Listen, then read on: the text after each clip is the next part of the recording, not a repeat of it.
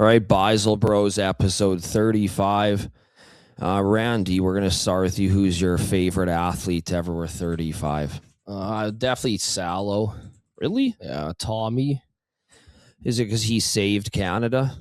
Oh, yeah. Well, Sweden would have whooped our ass in the Olympics. So I got in Belarus, didn't hit him in the face, right? But that actually fucked his Oilers career, which sucked, right? But you think like NHL career? Yeah, you think it like him mentally he was fucked? Well, he was never the same, man. He was kind of like us. He was a stud on the Islanders, and he came here and he was good, and then he got hit in the head and let that shitty goal, and he was terrible for the Oilers. I don't know where he went after that. Rick, do you know where he went after that? I think he goes to like Colorado or something like that. Yeah, like he was just like some bum journeyman after that, man. Because he was a stud for a good 5 years, man. And 100%. and that Sweden team would have beat us. Lidstrom and Sundin are way better than anybody. Yeah, they so. looked unbeatable. Seriously, Yeah, I remember did. watching it like a hawk back. Well, then they beat us in the preliminary round, right? And when Belarus beat them by that miracle, I was like, thank fuck, we could actually win gold now. Because in '98, when that was my first like Olympics that I watched. You know, I see like Hasek and Yager won that one, and I remember like I was so depressed I couldn't even get out of bed. So to win in 02 like really crushed all that shit. Yeah, so. they put the toonie under the ice too, right? Yep. Like it was just like very legendary. Yeah, it was awesome. It was in Salt Lake. It was almost like a half and half crowd in the gold medal game, right? Yeah. So, yeah, and then like honorable mentions like a Durant, obviously 35, but he's a coward, so he can't put him in there. Yeah, like he's one of the great. He's one of the pussy. better guys. Yeah, huge pussy, but good talent. So yeah, he's kind of like the opposite of what I like to be in my life. Yeah. Like I don't like to just trade teams and like dump everybody out of my life and be like, yeah, this is the better path. Yeah, you know what? He kind of ruined the NBA for a bit, man. It just I hate using this word, but it's like it was like a beta like bitch move is what he did. Yeah. Like, dude, try and win with your own group, I know, man. bro. That Harden and Westbrook team, and they had such a good. They almost beat the Heat. Yeah, And then he just bitched out. He said, I'm just going to they're up 3-2. I know, man. It's weird. Like you think about that, like, you know, like if I was rostered on OKC and I played 2 minutes a night, we would win the championship. That's how crazy this shit is. So you like it just doesn't feel right. And then they got fucking Boogie Cousins too. I was like, okay, this is like ridiculous. Who Golden State, yeah. It's stupid, man. Yeah. Rick, who's your 35? If you had to pick one guy, could be an Oiler, could be anybody. We're going back to 06. We're going to Dwayne Rollison. Great Unbelievable. How like half the like greats are just Oilers. Yeah, but you have to think we live in the Arctic. Yeah. And we have one professional team. Well, we have 1.5 professional teams now. 35 is not a number been worn very often. No, like the fact like you go all sports, it doesn't really hit. No. Yeah, the fact Durant is 35 is Well, I weird. think Like, that's a if I'm weird not number. mistaken, I think Shaq for like Boston or Cleveland was 35. I guess you could throw that out there. Like yeah. he's getting like blocked like Nate Robinson when he played for the Cavs. It's like he's kind of like on the Celtics, he was just like whatever. Like, oh man, well, that was the end, right? Rick. Shaq never wore 35 in his NBA career. So he wore 32, 34, 36, and 33. Fuck, everything but okay. Speaking of me playing for OKC, what are your thoughts on the series? Obviously, they're up now. I thought maybe at one point, you know, when the Spurs were up 1-0, I'm like, like maybe Well, this is. You know, well, I'm not really that. I'm interested in the series. I think Oklahoma's going to win, but I don't give a shit about that. I'm looking at the future with these teams. Like I don't think anyone is actually going to win a title other than these two teams the next 10 years. I was looking at it like Wemby is going to be like on paper better than Michael Jordan. Like if he stays healthy, I think everybody can see that. You know, you look at like I was comparing to other stars, like even Shea and like Luka and all these other guys. They're just 6'6" and score 30 a game. Don't really change the game on the defensive end. Whereas this guy like doesn't look like a human. Well, being, he had man. 41 and 24. I know it went to he- overtime, but like he's. Yeah, he doesn't look ridiculous. human. Like he actually looks like a legitimate alien. Well, bro. they threw him a lob, and it looked like his hand expanded over like an orange, and he just flushed he's like a it. monster from fucking Space Jam. He is, man. And but anyways, I'm looking at this roster, and like that Dylan Harper, he could be a top 5 player in the NBA in 2 years. Like he's that fucking good. Like I'm looking at their roster. They have Castle, Vassal, and Castle. It's like these guys are just no. I'm serious. I don't think anyone is going to beat them. And then you look at OKC. Shea is still young. Holmgren's still young. They have a whole they're nucleus. really young, yeah. But this thing, they have like 9 or 10 more first-round picks in the next like 4 years. Like they're just like, I mean, this is going to be like Detroit and Colorado in the 90s. It's every year. It's just be a fuck or, but they can't. But basketball's not as good of a sport as hockey, so they can't fight and do all that shit. Yeah. But like, it's going to be like an absolute war for. Like, I don't like. I'm looking at these other teams. I'm looking at the Knicks and the Cavs. And I'm like, they'd be no chance. Lucky to win one game, man. Like, yeah. I know the Pacers somehow took OKC to 7 last year, but I mean, barring somehow a team gets hot as fuck and comes out of nowhere, I don't see anybody like it might just go these two teams next 10 years, man, winning. It's unbelievable. I've never really seen the dominance that I think we're about to see. In the NBA, like it's gonna be like it's gonna be like Yankees, Red Sox, like Colorado, Detroit in the 90s. Whoever won that series won the cup. They just play Florida and sweep them, or whoever Philly and sweep whoever them, the hell they ended up playing would just get their ass whooped, right? So Colorado swept Florida, and Detroit. But swept Philly, I think that Paul George trade, that might be the worst trade in the history of the NBA, man. Well, actually, it's funny because I was thinking about the Doncic trade yesterday randomly, and obviously, if you watch this show, we don't think everything's all kosher and straight. So, I mean, obviously, Cooper Flag was thrown in the trade, of course. So the lottery is the most rigged fucking thing. Yeah. Hey, wow, I'm so surprised, man. I should start. I'm not king. In my Connor McDavid of the Oilers. I don't know. Maybe Daryl had his hand in. No, but dude, I'm not king. I've picked the lottery winner the last like 7. Derek Rose to Chicago instead of fucking Charlotte Buzz. Yeah, yeah, what were their name? The Buzz. Yeah, they were so like orange uniforms. No, but do you remember the Phoenix or Arizona Coyotes played at the Mullet Center, and the attendance was like 4,200 people per game? It's the same shit. Yeah. Are you gonna allow it was Patrick Ewing to like the Wizards? It was like or he'd go to the Mecca basketball and make the league another $100 million. I don't know, man. The Leaves winning the lottery is fucking bullshit, look, man. It's always life. Will be like this it'll always be like this. In our lifetime, it'll always be like this. So that's all that matters. It's not going to change. Yeah. And that's the way it is. So OKC has 13 first-round picks over the next 6 years. Yeah. I'm sure they're not going to develop those guys in that. No, dude, it's time. How do you develop them? You don't have enough space on your roster. Well, no, but you know what? It's practice, man. Just like AI said. Just no. I'm being serious, or do man. you just package up 2 or 3 of them and send them for the new hot you can do it. 24-year-old. Yeah, you can do whatever you want. I'll just tell you this, man. In any sport, if you go play, if you're on Barcelona and you're of course you have to get in the game, and I'm not a professional athlete, okay, but if you're playing against these guys and you're rostered and you are first round talent, you're gonna get good. Mm-hmm. They can do whatever they want. It would be like being a billionaire in like Vietnam. It's like, well, I might as well just buy the whole country, man. I don't know. Seriously, man. The wealth of these teams is like, that's what I'm saying, man. This Spurs OKC shit is going to just get crazy, man. They are sure. But that brings me back to the point. I was thinking about this, that Paul George trade. That I don't think I've ever seen a trade set up a team like that. I was thinking, like, when Ricky Williams got traded for the entire draft class, and RG3 on the Rams, and Herschel Walker, like these. Well, look at the Yankees. They did like Michael Young and like the Teixeira trade. It was like they got 4 studs for Teixeira, and then the Rangers end up making the World Series. It never works, man. Trading your entire roster for even like Barry Bonds doesn't work, man. It just doesn't. Yeah.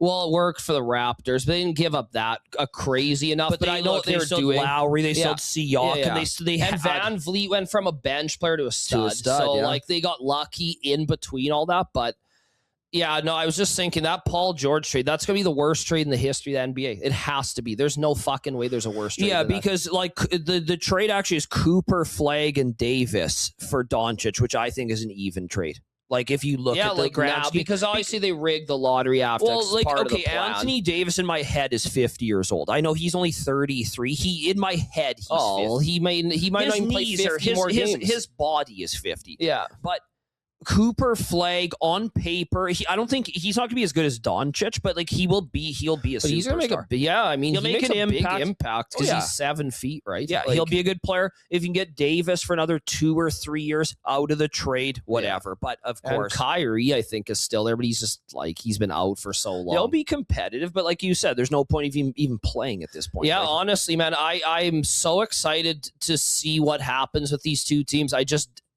I seriously, it's. Like the Spurs have the best generational talent of all time and a bunch of fucking studs behind him. Yeah. And then you have OKC, who's just an absolute powerhouse with 13, was it, Rick, first? Yeah, 13 over the next 6 years. Dude, I mean, yeah, it's crazy. It's gonna be unbelievable, man. Yeah.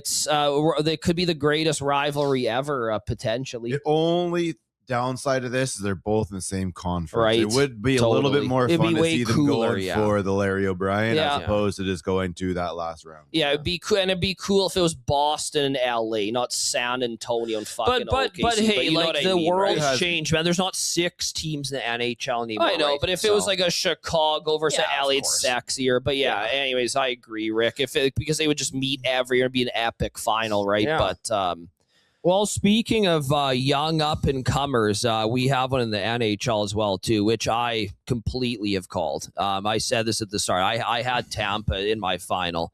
I'm watching the series. I'm like, these kids are better than these guys, Montreal, man. But like they're unbelievable. And it's funny. In '93, right, they won the cup. Average age of the team is 25.8. What do you think the average age of this team is? Both of you guys have to answer because Rick is a hockey guy, obviously. 24.9. Okay. I'm going to go with like 26.2. No, 25.8. Exact fucking same. Oh, shit. Yeah, the exact same age. And you have to think, this is the youngest team since 1993 that's made the Eastern or Western Conference Final. So, again, I'm not saying Montreal's going to win the cup, let alone the series, but again, you have something really special developing all of a sudden, right? You could kind of see it last year with them. Yeah. But like Hudson, I said, he is just he's outstanding. He's outstanding, man. Like watching him was like watching, it's like going to the brick tournament. There's watching the kid that has 5 fucking Well, it's like for all the Americans, there's a hockey tournament in West Edmonton Mall, and it's like all the best players from North America, essentially. Around 10 to 12 years old. Yeah, and Detroit's there. All the former NHL guys play in that shit. 7 number ones have gone in that tournament. Yeah. So, and going to watch that when the kid that's going to be a first round pick or the top 10 pick, you can already tell, right? Like Stam, all the greats have played in this tournament from North America. Man, yeah. That's what Hudson looks like in the NHL right now. And he's a child playing defense. So it's going to be really, really tough for that team will be great the next 5 years, at least. 25 years old. It's pretty crazy. It's pretty crazy. Him and Quinn Hughes are like pretty much carbon copy, man. They're so similar, man. Yeah. I would take Hudson over Quinn Hughes for sure. Really? I honestly, man, like I wouldn't even dispute that. No, 100%. I think he's the best player in the NHL other than McDavid. I think Makar is the best player in the NHL. Okay, well, there's another thing. Let's switch to Vegas because, like, I don't know what's going to happen in Montreal, Carolina, but like Montreal whooped their ass in the regular season. They whooped their ass in game 1. It's going to be tough, man. Yeah, all of a sudden it's looking weird. Everybody was like, well, it's just going to be Colorado and Carolina. There was a 2-week layoff for Carolina, though, so let's see how they bounce back in game 2. The only thing I'm worried about is I didn't look the stat up. Allegedly, Montreal whooped them in the regular season, which is a bad sign. So, Vegas, I mean, we on this show said that Vegas was, I think, 9-1 at one point. Yeah. You said it was the worst bet in the history of hockey, but it was because they had Bruce Cassidy, not Tortorella. Obviously, they end up going, I think, 9-1 the last 10 games. Obviously, this is coming to fruition. What an incredible ballsy move that is. Yeah, because you know how in sports there's kind of like the unwritten rule, you don't do certain shit. Like that's the greatest play of all time. Just fire his fucking ass with 10 games left. Yeah. And now, like, you know what? I watched the whole Minnesota series because I had them to win the cup, right? Yeah. And I see their goaltending's worse than the Oilers. So, and you know, I was watching the series. Well, it was interesting. You know, they're up 3-0 game 5. Makar clearly wouldn't have played game 6 or 7. So they probably would have won that series because Colorado. Yeah, how the fuck did they blow that, man? Well, because I'm not. It's weird. It's kind of weird watching. So I watched the game 1 of Colorado Vegas. And I was like, oh, this is what it looks like when you actually have a goalie who's fucking competent, right? So, and obviously he's extremely controversial. People are obviously like angry about him even playing in the NHL. You can have your own opinion, which we're not going to clearly not going to talk about. But yeah, it's funny. It's funny because the two teams I cheer for, their save percentage 750. So, and when the teams I fucking hate have a 940. So it's actually interesting to watch an actual good goalie make fucking saves for once. So, because whoever I cheer for has fucking Peter Sidorkowicz and fucking net. So, it's a hell of a reference, though. Rick, do you like the Sidorkowicz reference? I love that. Yeah, reference. But that's how fucking pathetic my fucking goaltending is. So now, it's funny though. You look at all 4 goaltenders, and nobody's that prototypical number 1 goalie. No, you look at all 4 goaltenders, and all 4 could be replaced by next year. I know. Okay, so like let's get both. By the way, the Canadians beat Carolina 3-0 in the series.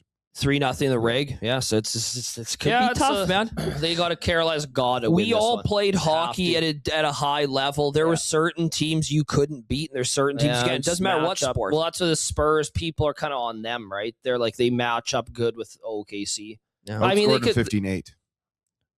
What was that? 15-8 in the 3 games. 15-8 in the 3 games. It's gonna be tough, man. Yeah, but I want to get your thoughts on Makar being out, because that's all you see. But like, here's a good stat for you guys. Colorado, when leading after 2 periods this year, guess what their record is? 33-0. Something in 2. 45-0. 45 after leading after two periods. And now they're 0-2 or whatever the fuck they are in this series. I'm just saying Makar being out it's everything, man. Yeah, it kind of shows who the best player in the NHL is, right? To me, it does. Yeah. I know everybody loves McDavid in this studio, but Makar is fucking more valuable. Well, because of the positioning. I've always said this, man. McDavid should play fucking D. I don't give a fuck. I'm serious, Rick. Says, Rick, chime in on this. Nurse should be fucking playing. Nurse would be a great left winger. If you go back long enough to when they're young enough, I think you can make that move. Right now, I think it's a little bit too old. But Rick, how excited would you be if McDavid played D and he played 30 minutes a night and he was just like Paul Coffey weaving? Come on, man. If you can find it. I think Sergei Fedorov dropped back and played defense for at least a full season with Detroit. Yeah, a long last time ago. So it has been done before. It would be interesting. I don't know if he has the defensive chops to do it properly, but give me Big Darnell fucking flying down the left side, a big winger like that with that type of speed. Yeah. Look, number one, I'm bored. Okay, I'm angry. More so, I'm angry than anything that Oilers can't get over the hump. But Burns has done it. Bufflin's done it in recent. I would take Bufflin on my team right now. My God, he's fucking unreal. But he was a forward play D. Brent Burns is a forward that dropped back to D as well. I'm just saying, man. Look, in sport, when let's just use kids. When you're a kid and you're way better than everybody else, you have to maximize your touches and how much you play. Look, that's what I'm watching with fucking Hudson, man. He's ridiculous. Yeah. And with McDavid, I'm just saying, man, look, you're not playing enough. You already play with fucking bums playing forward. Put him on the top. Let the Oilers form a top line with McDavid playing D, man. Let's go, man. I'm fucking bored. That'd sure be interesting. I'm gonna ring his doorbell. I think Nurse, see what he says, man. Nurse moving up to forward is way so let's trade likely. McDavid. Obviously, he plays center. But Rick, I'm bored, man. I understand it, man. Yeah. Okay. Point is, Makar's out. Vegas up 2-0. Is Colorado going to come back? That series is not over. No, but then he has to come back, though. Okay, but if he doesn't come back, if they could somehow, let's say he doesn't come back next game, they can obviously still win that game. They've outshot them and outplayed them. They can win in game 3. Rick, I haven't really been. I've been watching a lot more of the men's world championships than I have the NHL for my own emotional support. Yeah, but yeah, you can't count that team out. No. Also, I'd be very surprised if Makar doesn't play in the next game. Yeah, if he doesn't play in the next game, I don't think he plays in the series. Yeah. All right, well, moving on to the gridiron. Yeah. Randy, you have a special futures pick for the fans. Special pick for the boys and girls. This is the one thing I'll say, though. A good news today is that Jackson Dark came on said he loves Trump. And Abdul Carter's like, you're a racist piece of shit, which is good. So I hope the total comes down from 7.5, more shaded, and can become 6.5. Because everybody's gonna pound the under now, right? Because everybody's like, he wants to like murder him. But like, this is a weird thing. Because like, this is a weird thing. You think like, I have a mullet. A white guy who's 6'5" with a mullet that went to Ole Miss, the most racist school in America, is a fucking liberal. Like, what did you fucking think he was? Like, you know what I mean, man? Like, yeah, okay. I don't. Anyways, disagree. Abdul Karzik, you're a piece of shit, essentially. I thought this was AI, you piece of crap. So now they're fighting. So I'm hoping this total goes down. Okay, so it's at 7.5 right now? And it's shaded to the over, plus 105. Okay, so you're hoping you get 6.5, like minus 130 or 40? And then that's when you unload 10 grand, right? But like, I was like thinking to myself, I'm looking at their division. In my opinion, their division's a complete toss-up. The club. I think they can win their division. I think they can win the division. That's what I mean. Like, if the Cowboys won the division, wouldn't be shocked. If the Eagles won, they're fucking horrible, but I wouldn't be shocked. Really? So would you go under in the Eagles win total? Yeah, 100%. Okay, you kind of saw it last year. They're just dwindling, in my opinion. Okay, now. Their O-line's getting older. Hurts is getting shittier. Barkley was like Bigsby was 10 times better than Barkley. Brown, they hate their coach. Brown, I don't even know if he's on. He's not right. rostered, so they're but the Eagles are one of those teams that are always good, so you can't really disrespect them. Mm-hmm. And then the Blanders, Daniels will be back. The Sonny Styles, in my opinion, is the best player in the draft. So they'll there's 3 guys in the draft: Sonny Styles, the guy for the Bucks, Bain and Downs, the guy for the Cowboys. Those are the 3 best players in the draft, in my opinion, personally. So they got one of them. So like that whole division is a complete toss-up. I think, like Rick said, I think the Giants could win the division. Plus 550. Yeah.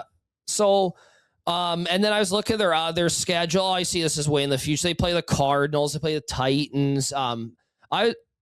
This thing, they signed Mooney, who will help them a lot. I know Wandale's gone, but they have Mooney. They have they got Calvin Austin, who's just a burner too. He'll be dangerous. I'm likely he's going to be. It'll be a fun offense. Fun offense. Neighbors will be back. Scadabo's back. Tracy's still there. So, and how then good do you think Neighbors is coming off that injury? I think he'll be. I think nowadays, like, you know, back in the 90s, guy tears ACL and he'd never play again. Now well, look at McDavid. He got better when he broke his leg. Yeah, he I was think just snapped in 2 pieces. Yeah, no, I think Neighbors will be right, completely Rick? fine. Yeah, And you know, they have 4 absolutely like dominant defensive linemen. It's like they have to be under 500 for me to win this fucking pick. 8 and 9, like fuck. I think they'll be 10 and 7. So.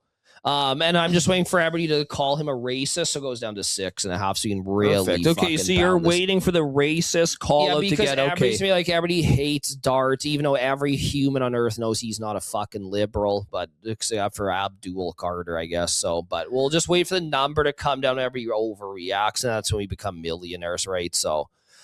Giants, they're my favorite team. I'm high as fuck on them. So to see 7.5 shaded to plus juice was just like a gift in my opinion. Yeah. I think for me, a season long pick I really like is the Bengals over 9.5 wins.